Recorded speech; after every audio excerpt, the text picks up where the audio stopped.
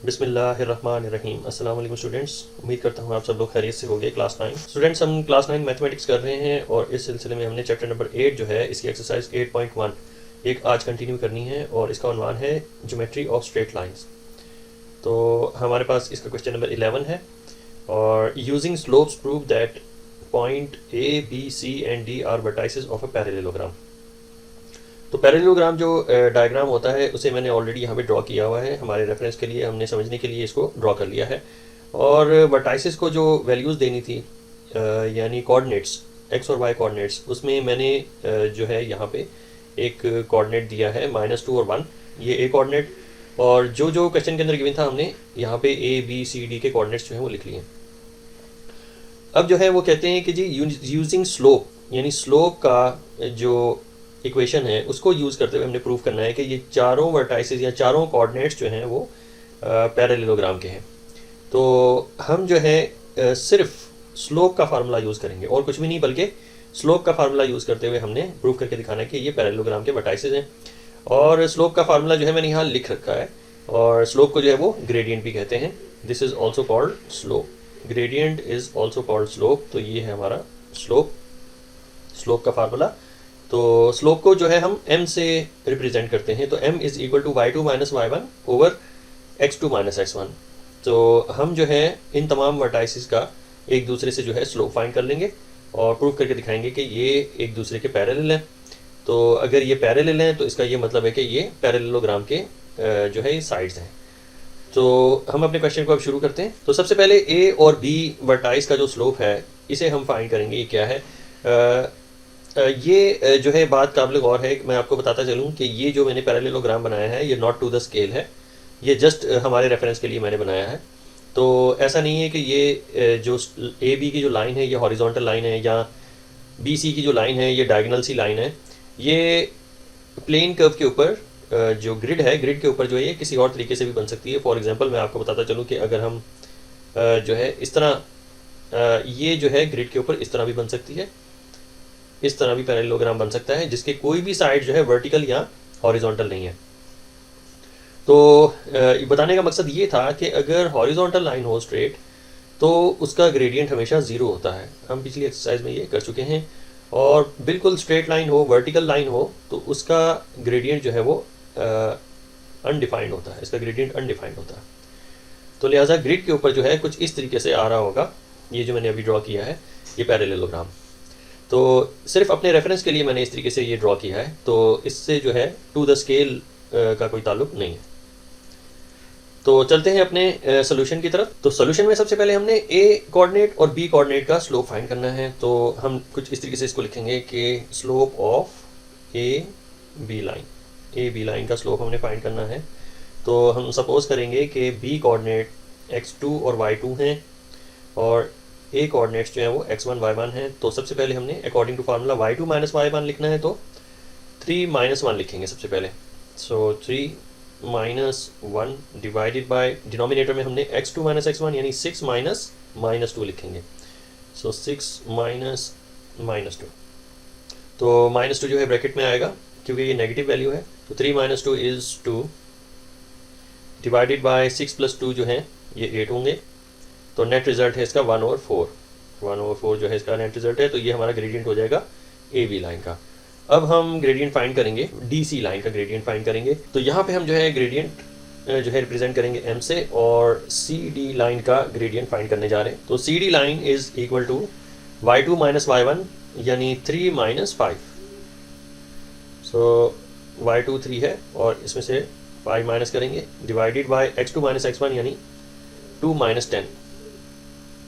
इसे सिंप्लीफाई करेंगे तो हमारा आंसर आएगा 3 minus 5 is -2 divided by 2 minus 8 is -2 minus 10 is -8। सो इसका रिजल्ट जो है वो 1/4 आएगा। तो आप देख सकते हैं दोनों के ग्रेडियंट जो हैं वो सेम है।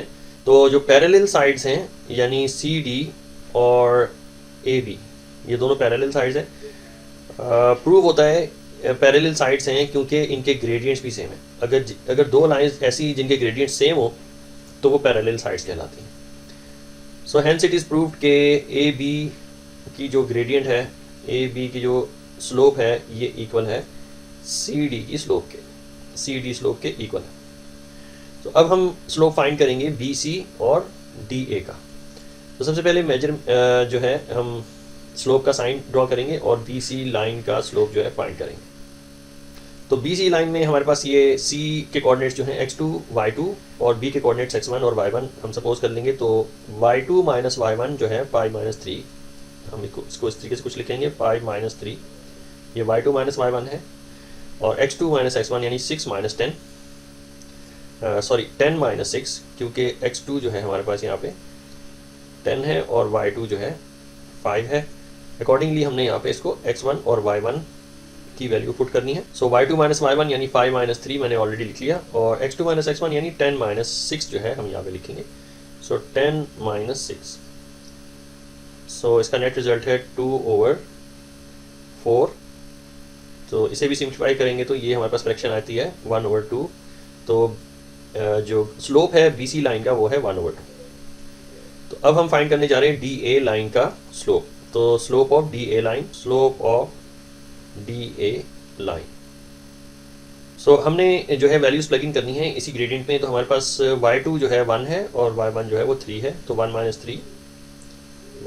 3 यहाँ पे जो है ये 3 आ गया, 1 माइनस 3, और x2 माइनस x1 यानी -2 में से माइनस करेंगे x1 को जो कि है 2। सो यहाँ पे ब्रैकेट में हमने 2 लिख दिया। सो इसका नेट रिजल्ट जो है 1 माइनस 3 इज -2, और ये जो डिनोमिनेटर है इसमें -4।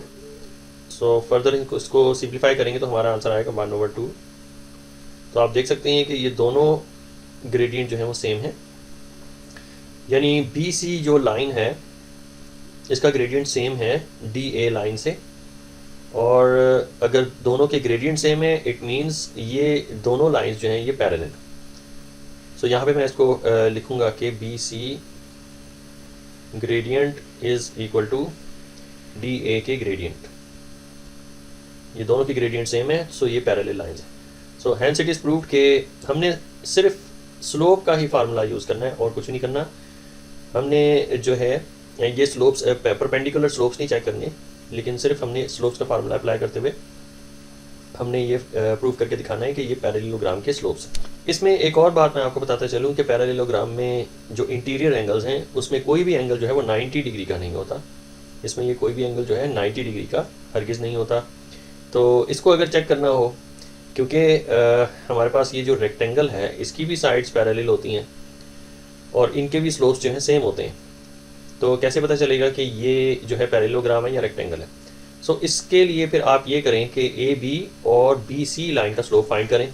अगर तो वो 90 डिग्री के इक्वल आता है तो इसका ये मतलब हुआ कि ये एक रेक्टेंगल है, अदरवाइज़ ये एक पैरेललोग्राम है। तो आप ए बी और बी सी का भी जो है स्लोप फाइंड कर सकते हैं। सो ए बी का स्लोप जो है हमने ऑलरेडी फाइंड किया हुआ है, वो है 1/4।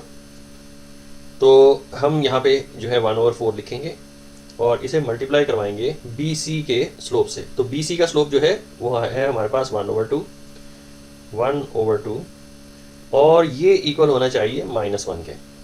ये क्यों -1 के इक्वल होना चाहिए कि हम ये एज्यूम करेंगे कि ये रेक्टेंगल नहीं है, ये पैरेललोग्राम है। तो अगर ये रेक्टेंगल हो तो इनकी ये दोनों साइड जो हैं एक दूसरे से परपेंडिकुलर कंपोनेंट होती हैं। तो परपेंडिकुलर कंपोनेंट को प्रूव करने के लिए हमारे पास एक फार्मूला होता है m1 मल्टीप्लाइड बाय m2, यानी slope 1 multiplied by slope 2 is equal to -1। तो यही वजह है कि मैंने यहाँ पे ये फार्मूला अप्लाई किया है परपेंडिकुलर कंपोनेंट का। तो ये अगर -1 के इक्वल आती हैं तो इट मीन्स कि ये दो लाइंस एक दूसरे से परपेंडिकुलर है और ये पैरेललोग्राम नहीं है। तो अगर ये -1 के इक्वल नहीं आती, ये इस इक्वेशन में ये लेफ्ट हैंड साइड है और ये राइट हैंड साइड है, ये दोनों साइड्स अगर इक्वल नहीं होती तो इट मीन्स ये पैरेललोग्राम है। सो इस केस में ये दोनों साइड्स जो हैं लेफ्ट हैंड साइड और राइट हैंड साइड इक्वल नहीं होती, क्योंकि इन दोनों का आंसर आता है 1/8, और राइट हैंड साइड पे जो आंसर है वो है -1 which is not equal to 1/8। तो इसका मतलब ये रेक्टेंगल नहीं है, रेक्टेंगल हरगिज़ नहीं है, क्योंकि हमारा जो परपेंडिकुलर कंपोनेंट का फार्मूला है ये प्रूव करता है कि ये दोनों साइड्स इक्वल अगर नहीं है तो ये 90 डिग्री इंटीरियर एंगल कभी भी नहीं बना रहा है। जिसका मतलब ये हुआ कि ये इंटीरियर एंगल 90 डिग्री अगर नहीं बना रहा है तो ये पैरेललोग्राम है। So hence it is proved this is parallelogram. तो यहाँ पे अपना जो है आंसर हम कंक्लूड करेंगे। Hence it is proved that the coordinates are of a parallelogram। तो ये रहेगा हमारा फाइनल आंसर।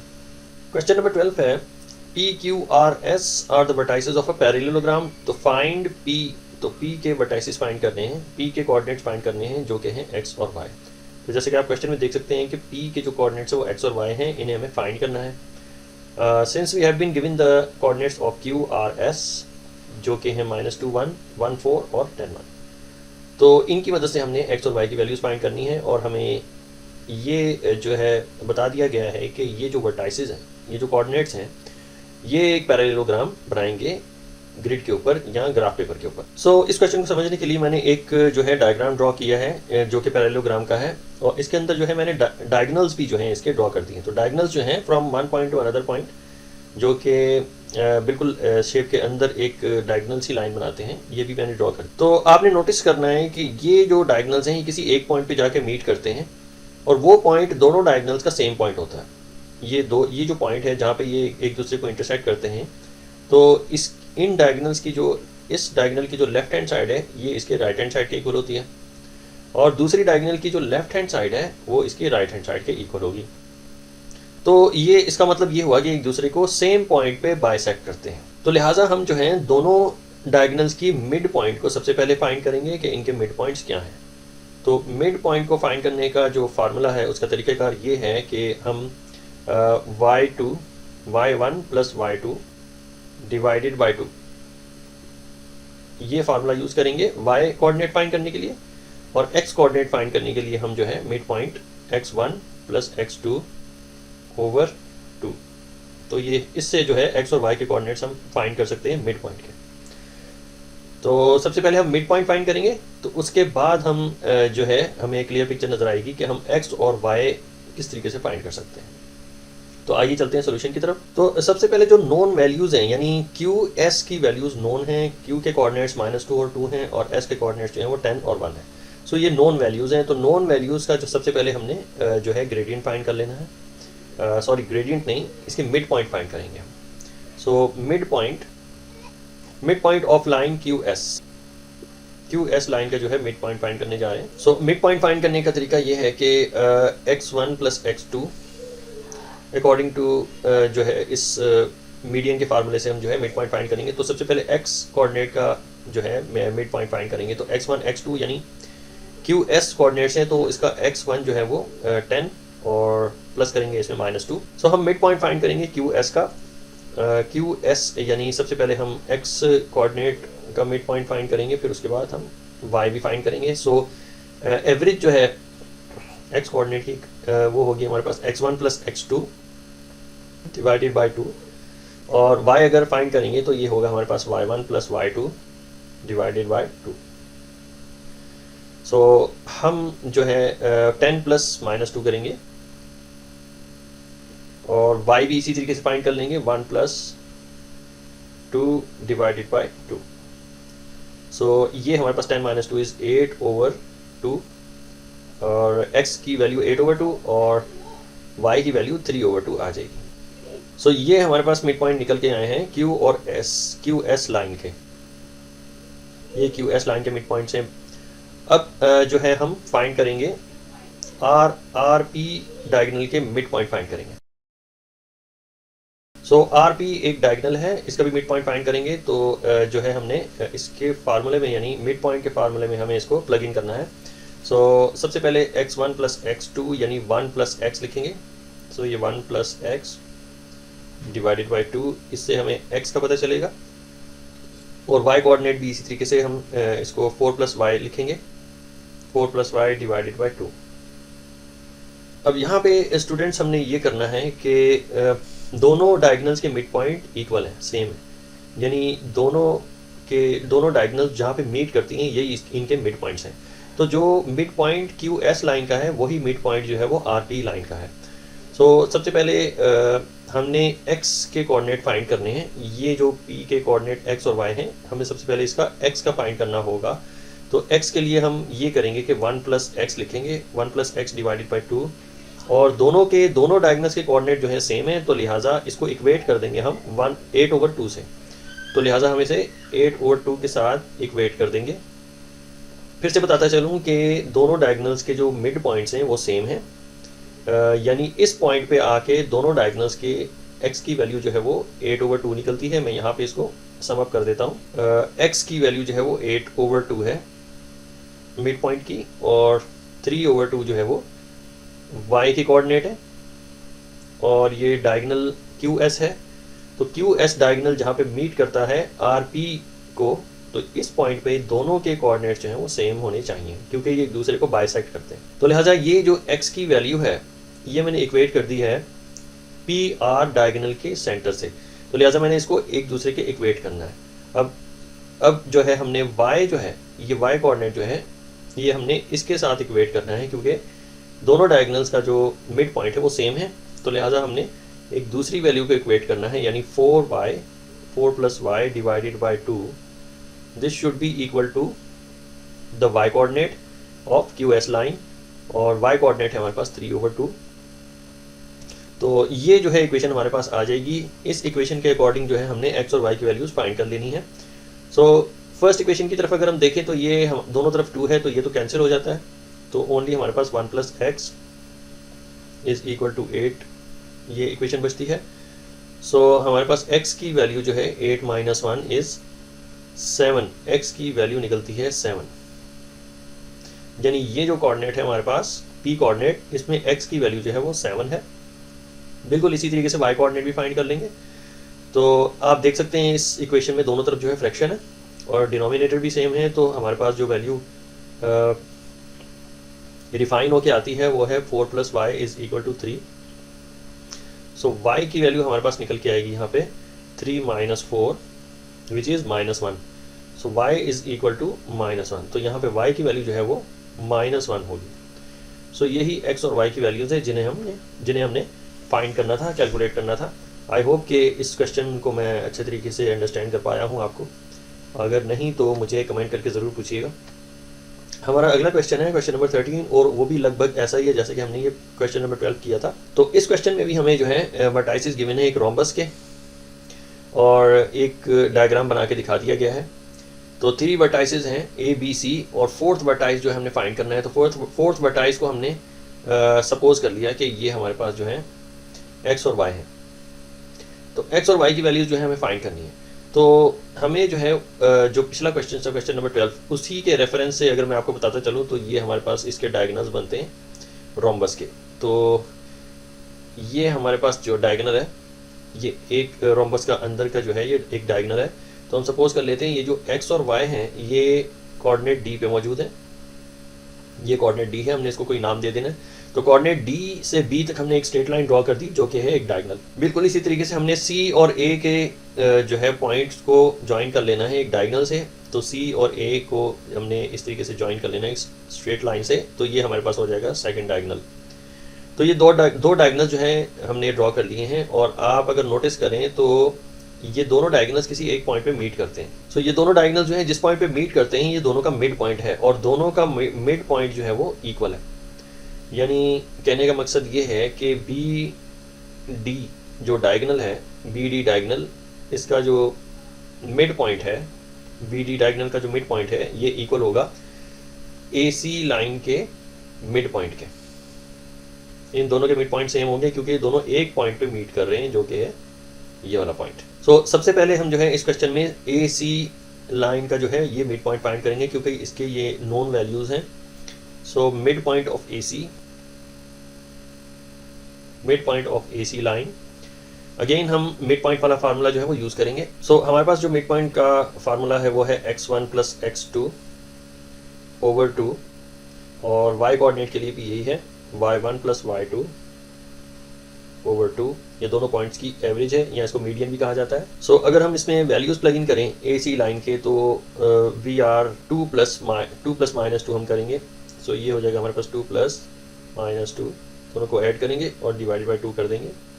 बिल्कुल इसी तरीके से हमने 3 + -1 लिखना है डिवाइडेड बाई 2। सो हमारे पास यहाँ पे इसका जो नेट रिज़ल्ट है ये है 0/2, और दूसरा कोऑर्डिनेट जो है बाय, ये हमारे पास निकलेगा 3 - 1 is 2 and 2 divided by 2 is ये हमारे पास 2 डिवाइड बाई 2 है।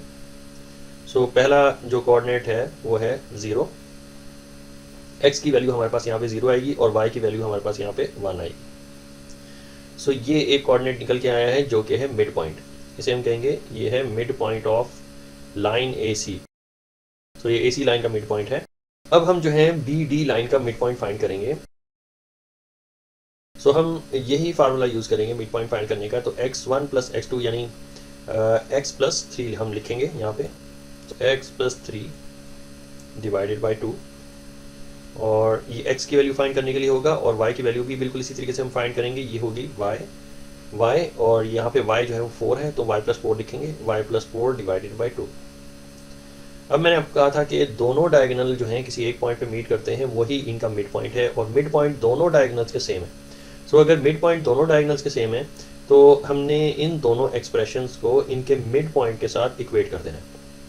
फॉर एग्जांपल हमें x अगर फाइंड करना है तो x प्लस 3/2 लिखेंगे, और जो हमने लाइन 1 का यानी CA लाइन का मिड पॉइंट फाइंड किया था, इसमें x की वैल्यू हमने फाइंड की थी विच इज़ 0।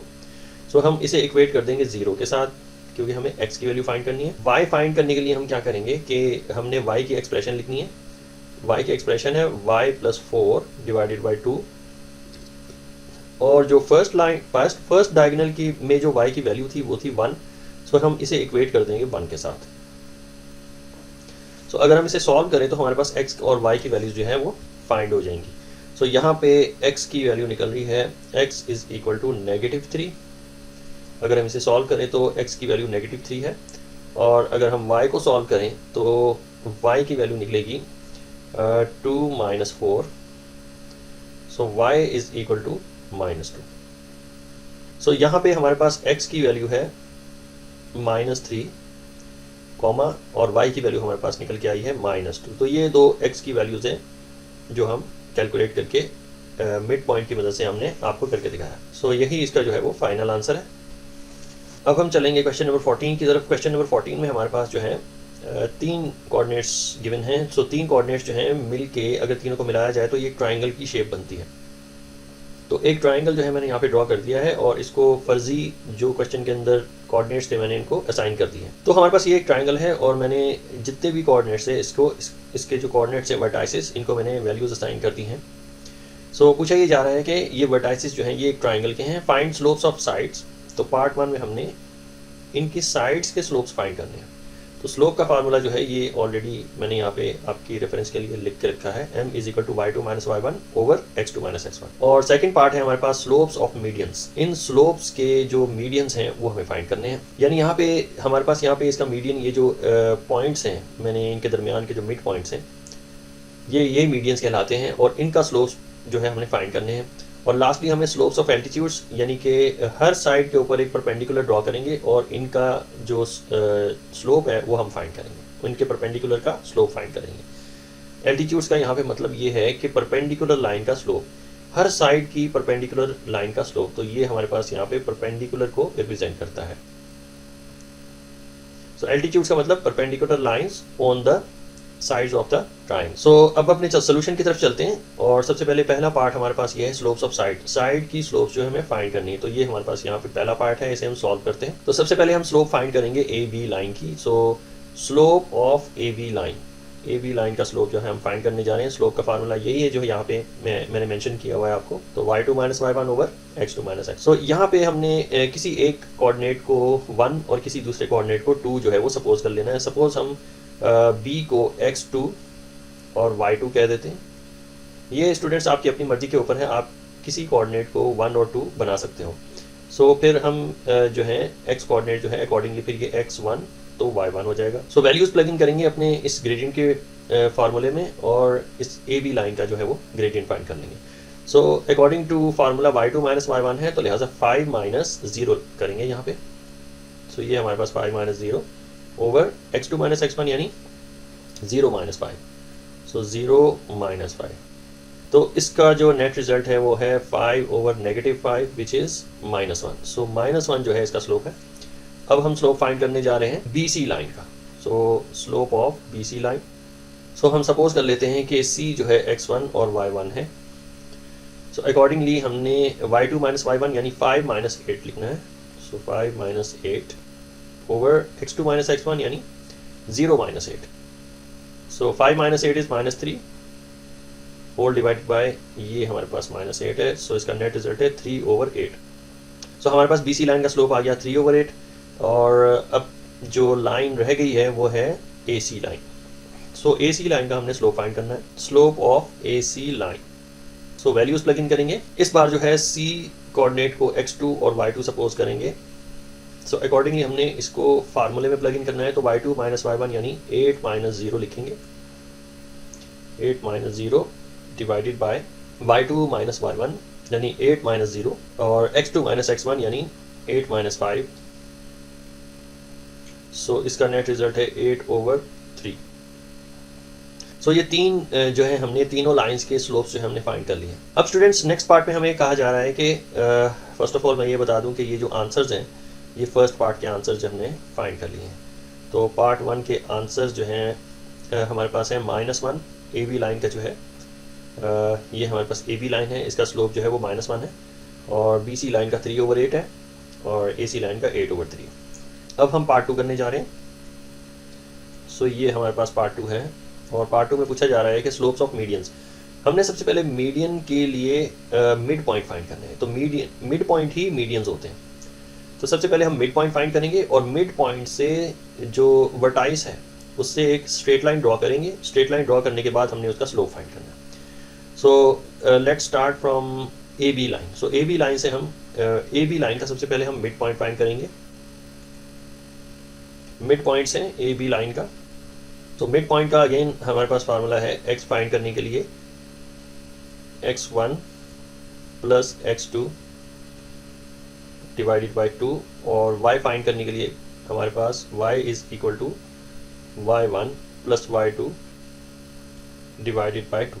सो ये फार्मूला हम यूज़ करेंगे मिड पॉइंट फाइंड करने के लिए. तो AB लाइन का मिड पॉइंट यानी x1 plus x2. So 5 plus 0 divided by 2 और y फाइंड करने के लिए हम 0 प्लस 5 डिवाइड बाय 2. सो ये मिड पॉइंट आ जाएगा हमारे पास AB लाइन का. तो दोनों ही 5/2 हैं. सो इसे अगर हम यहाँ रिप्रेजेंट करें तो ये 5/2 ये x की वैल्यू है और 5/2 ही y की वैल्यू हमारे पास है. सो मिड पॉइंट जो है AB लाइन का ये हमने फाइंड कर लिया है. ये AB लाइन का मिड पॉइंट है. और फिर इसके बाद हमने क्या करना है कि एक लाइन ड्रॉ करनी है और मिड पॉइंट को इसी मिड पॉइंट को जो है ज्वाइन करना है C कोऑर्डिनेट के साथ. सो हमने मिड पॉइंट को एक स्ट्रेट लाइन से ज्वाइन कर लिया C कोऑर्डिनेट के साथ. सो इसी लाइन का जो है हमें ग्रेडियंट फाइंड करना है. हमसे कहा गया है कि मीडियन का स्लोप फाइंड करना है. सो ये हमारे पास ये एक मीडियन है और मीडियन का मिड पॉइंट हमने फाइंड कर लिया. इसी मिड पॉइंट को हमने ज्वाइन कर लेना है C कोऑर्डिनेट से और इसी का ही जो है हमने ग्रेडियंट फाइंड कर लेना है. सो दोनों के पॉइंट्स अवेलेबल हैं. मिड पॉइंट का भी जो है पॉइंट्स अवेलेबल हैं x और y के. और क्वेश्चन में हमें C पॉइंट का भी C कोऑर्डिनेट के भी x और y की वैल्यूज़ गिवन है. सो इन दोनों की मदद से हमने जो है वो इसी मीडियन लाइन का जो है वो हमने स्लोप फाइंड करना है. तो स्लोप अगेन ग्रेडियंट के फार्मूले से ही फाइंड करेंगे. सो हम लिखेंगे कि मिड पॉइंट टू C एक स्ट्रेट लाइन है और इसका जो है हमने स्लोप फाइंड करना है. सो स्लोप में अगेन y2 माइनस y1. तो हम सपोज कर लेते हैं जो C कोऑर्डिनेट है वो x2 y2 है. So according to gradient formula slope formula हमारे पास y2 की वैल्यू 8 है. तो 8 माइनस 5/2 लिखेंगे. 8 माइनस 5/2 और divided by x2 minus x1 यानी 8 माइनस 5/2. सो हमारे पास यहाँ पे न्यूमरेटर में और डिनोमिनेटर में सेम वैल्यूज़ हैं. तो ये दोनों एक दूसरे से कैंसिल होती हैं. तो हमारे पास जो नेट रिजल्ट आता है इसका वो है 1. सो जो ग्रेडियंट है m से लेकर C तक का वो है 1. सो अब जो है हमने इस तरीके से इसका जो मिड पॉइंट से लेकर वर्टाइस तक जो स्ट्रेट लाइन थी इसका हमने जो है स्लोप जो है फाइंड कर लेना है.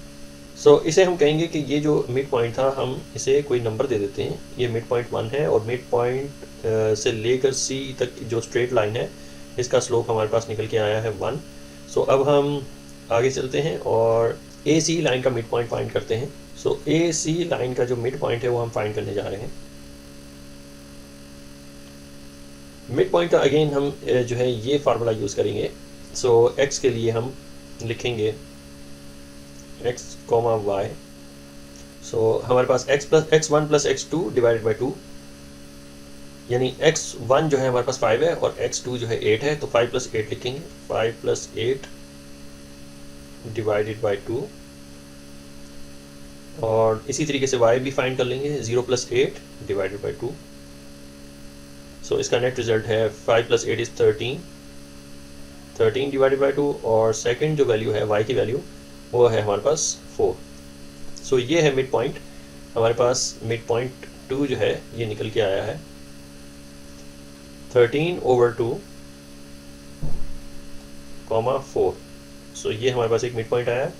अब हम क्या करेंगे कि इसी मिड पॉइंट को ज्वाइन करेंगे बी वर्टाई से, इसके ऑपोजिट पे जो है वो बी वर्टाई से, तो एक स्ट्रेट लाइन से हमने इसको ज्वाइन कर लेना है। सो ये हमारे पास एक स्ट्रेट लाइन है, तो इसका स्लोप भी हमें फाइंड करना है, जैसा कि क्वेश्चन में है कि स्लोप्स ऑफ मीडियन यानी मीडियन का स्लोप फाइंड करना है। तो हमारे पास यहाँ पे दो कोऑर्डिनेट्स हैं इस लाइन के, एक 13/2 और 4, और दूसरा कोऑर्डिनेट है 0, 5। तो इन दोनों की मदद से, इन दोनों कोऑर्डिनेट्स की मदद से हमने BM2 लाइन का स्लोप फाइंड कर लेना है। सो अब हम स्लोप फाइंड करेंगे M यानी median mid point two B का, यानी ये एक लाइन है जो मिड पॉइंट 2 से चलती है और B तक जाती है। तो इन दोनों का जो है हमने स्लोप फाइंड करना है। तो अगेन स्लोप फाइंड करने का जो फार्मूला है वो y2 - y1 x2 - x1। So suppose कर लें कि हमारे पास ये x2 और y2 है, B के कोऑर्डिनेट्स हैं, और M2 के जो कोऑर्डिनेट्स हैं हम सपोज कर लेंगे ये x1 एंड y1। सो इनकी वैल्यूज़ को हमने प्लग इन करना है अपने ग्रेडियंट के फार्मूले में। सो y2 - y1 यानी 5 - 4। सो 5 - 4 whole divided by x2 - x1, यानी 0 - 13/2, 0 - 13/2। सो इसे जो है हम सिंप्लीफाई करेंगे तो 5 - 4 इक्वल्स टू 1, और ये सारी वैल्यू 1 जो है डिवाइड हो रहा है, इट इज़ डिवाइडिंग विद -1/2, -13/2 से डिवाइड हो रहा है। सो हमारा नेट रिजल्ट आएगा 1 मल्टीप्लाइड बाय -2/13।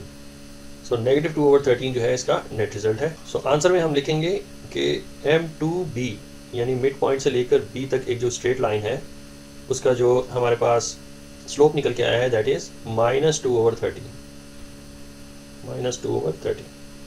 सो ये हमारा आंसर है सेकंड डायगोनल का, सेकंड मीडियन डायगोनल जो ट्राइंगल के अंदर है, ये इसका आंसर है।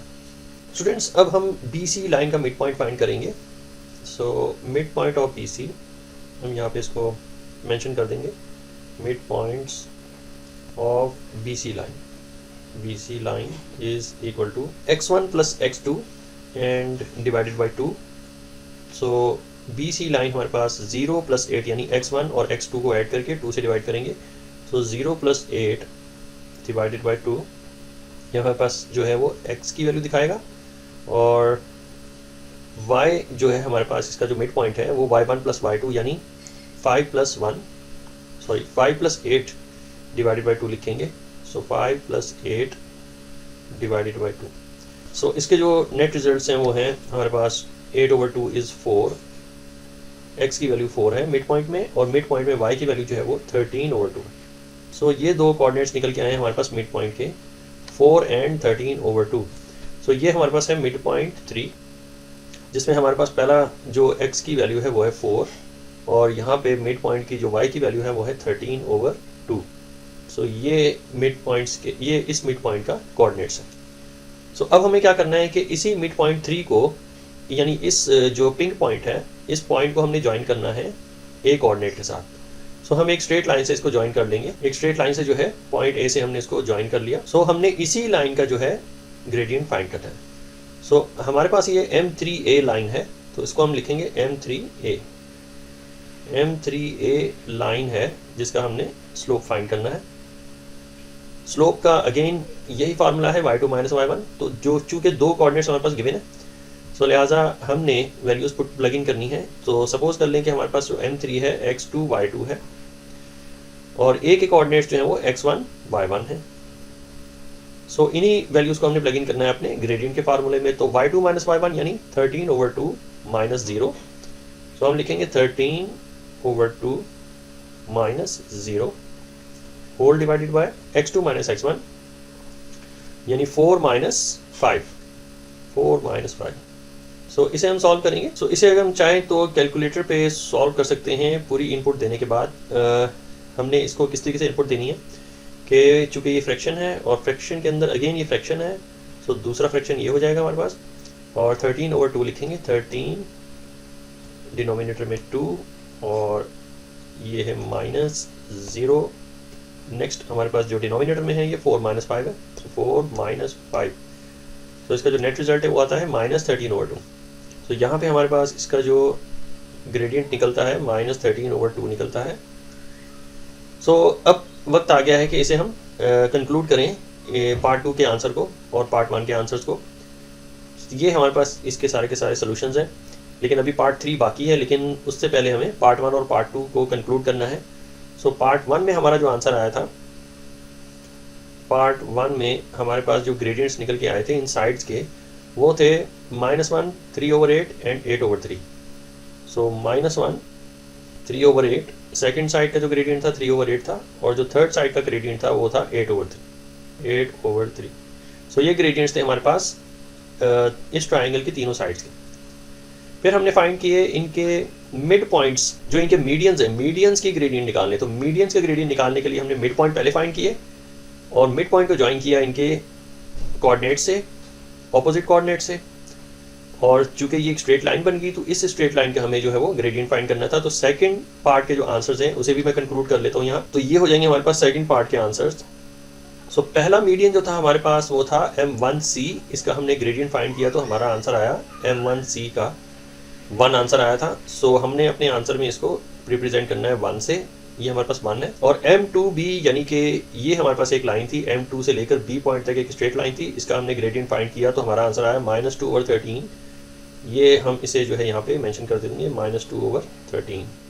और जो थर्ड हमारे पास ग्रेडियंट आया था वो था M3A का, यानी M3 हमारे पास ये मिड पॉइंट था BC लाइन का, और इसको हमने ज्वाइन किया A को A के साथ, तो ये स्ट्रेट लाइन बन गई। तो इसी स्ट्रेट लाइन का हमने ग्रेडियंट फाइंड किया है, उसका आंसर हमारे पास आया है -13/2। तो इसे हम मेंशन करेंगे अपने आंसर में एज -13/2। तो ये हमने कंक्लूजन कर दी है अपनी पार्ट 1 की और पार्ट 2 की। अब चलते हैं अपने पार्ट 3 की तरफ। तो पार्ट 3 में हमसे कहा गया है कि स्लोप्स ऑफ एल्टीट्यूड्स के स्लोप्स फाइंड करने हैं। सो एल्टीट्यूड क्या होते हैं स्टूडेंट्स? एल्टीट्यूड जो है हमारे पास स्ट्रेट लाइन जो होती है, यानी जो भी साइड हो किसी भी शेप की, जैसे कि ये एक ट्राइंगल है, ट्राइंगल की किसी भी साइड के ऊपर अगर इस तरीके से लाइन ड्रॉ करेंगे कि ये एक दूसरे से जो है 90 डिग्री बनाते हैं। सो ये एक दूसरे से अगर 90 डिग्री बनाते हैं ज्वाइन होने के बाद, तो ये हमारे पास ये परपेंडिकुलर कंपोनेंट होते हैं, और इन्हीं परपेंडिकुलर लाइंस को हम एल्टीट्यूड कहते हैं। सो इस साइड का एल्टीट्यूड जो है ये येलो लाइन होगी, क्योंकि ये 90 डिग्री बना रहा है, तो यही इसकी एल्टीट्यूड होगी। तो हमें इन दोनों का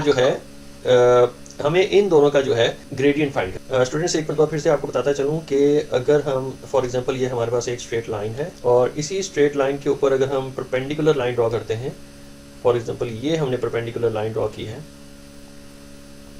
जो कि एक दूसरे के ऊपर एक 90 डिग्री का इंटीरियर एंगल बनाते हैं, तो यही लाइन जो है इसी को ही हम जो है कहेंगे ये एल्टीट्यूड है। This is called altitude. तो साबित हुआ, प्रूव हुआ कि परपेंडिकुलर लाइन को ही एल्टीट्यूड कहते हैं। अगर हमें ट्राइंगल की साइड का, फॉर एग्जांपल ट्राइंगल की साइड्स का एल्टीट्यूड का हमें अगर ग्रेडियंट फाइंड करना हो तो वो कुछ इस तरीके से करेंगे। मैं आपको ये ड्रॉ करके दिखाता हूँ। तो स्टूडेंट्स ये मैंने आपके रेफरेंस के लिए एक ट्राइंगल बनाया है। तो फॉर एग्जांपल ये हमारे पास A पॉइंट है, ये B और ये C पॉइंट। तो पिछले ट्राइंगल में जो हमने इनके ग्रेडियंट्स निकाले थे वो कुछ इस तरह निकाले थे कि AB पॉइंट का -1 ग्रेडियंट था। ये हमारे पास AB पॉइंट है, -1 ग्रेडियंट है। तो यहाँ पे हमने स्लोप की वैल्यू लिख दी। फॉर एग्जांपल ये -1 है, ये हमने कैलकुलेट की थी। और बिल्कुल इसी तरीके से हमने ग्रेडियंट निकालना था BC लाइन का, which is 3/8। So BC line के ऊपर हमने इसको अगर मेंशन कर देना है 3/8, और बिल्कुल इसी तरीके से C/A का हमने ग्रेडियंट निकाला था 8/3। सो ये 8/3 है। तो इसके एल्टीट्यूड्स स्टूडेंट्स ये होते हैं कि मैं आपको यहाँ पे इसके एल्टीट्यूड्स ड्रॉ करके दिखा देता हूँ कि ये C पॉइंट से स्टार्ट होता है एक स्ट्रेट लाइन, और जो है AB लाइन के ऊपर इस तरीके से मीट करता है कि ये यहाँ पे हमारे पास ये 90 डिग्री का एंगल बनाए। So this is also called altitude, और ये परपेंडिकुलर कंपोनेंट भी है, यानी इस पॉइंट पे ये जो मिड पॉइंट है यहाँ पे, यहाँ से एक स्ट्रेट लाइन ड्रॉ की जाए सी की तरफ, तो ये एल्टीट्यूड हो जाता है ए बी लाइन का। सो ए बी जो लाइन है this is perpendicular to M C line, this is perpendicular to M C line. तो ए बी लाइन का अगर ग्रेडियंट -1 है, फॉर एग्जांपल अगर ग्रेडियंट जो है ए बी लाइन का -1 है, तो क्या हम एम सी लाइन का ग्रेडियंट फाइंड कर सकते हैं? द आंसर इज यस, बिल्कुल कर सकते हैं। हमारे पास ग्रेडियंट का एक इक्वेशन होती है कि स्लोप 1 मल्टीप्लाइड बाय स्लोप 2, या दूसरे लफ्जों में gradient 1 multiplied by gradient 2 is equal to -1 के ये इक्वल होता है। सो ग्रेडियंट 1 हमें मालूम है विच इज़ -1, ये हमारे पास -1 है। सो ग्रेडियंट 2 की वैल्यू हम फाइंड कर सकते हैं, m2 इज इक्वल टू -1 इसी इक्वेशन की मदद से। सो ग्रेडियंट 2 या slope 2 is equal to -1 over -1 which is equal to 1।